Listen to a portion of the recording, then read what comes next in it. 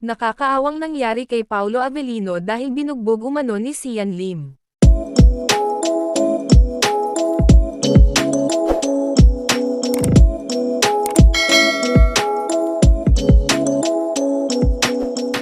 Matapos ngang lumabas ang mga iba't ibang balita patungkol kina Sian Lim, Paolo Avellino, at Kim Chiu, nagkaroon na naman ng panibagong balita na nakakabigla. Nabalitang hindi sinasadyang nagkita si Paolo Avellino at Sian Lim sa isang building na kung saan nag-usap umano ang dalawa ng masinsinan. Sa hindi inaasahan, nagkainitan ang dalawa hanggang sa mauwi sa sakitan. Ayon sa isang netizen na nakakita sa dalawa, nauna umanong manuntok si Sian Lim dahil sa kanyang dinaramdam na galit ang inggit sa dalawa. Nagbigay naman ng pahayag si Sian Lim na hindi niya magagawa ito at nakapagpigil pa siya dahil maraming mga tao ang nakatingin sa kanila.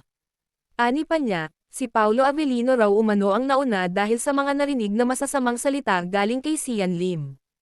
Agad naman nagtungo si Kim Chiu upang patigilan ang dalawa sa kanilang away. Hindi na napigilan ni Sian Lim na umiyak dahil pinili talagang lapitan ni Kim Chiu ang bago niyang kinakasama.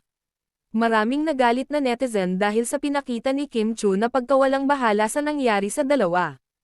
Ayon sa kanila, tila ba parang walang pakialam ang aktres na si Kim Chiu kay Sian Lim na parang walang pinagsamahan.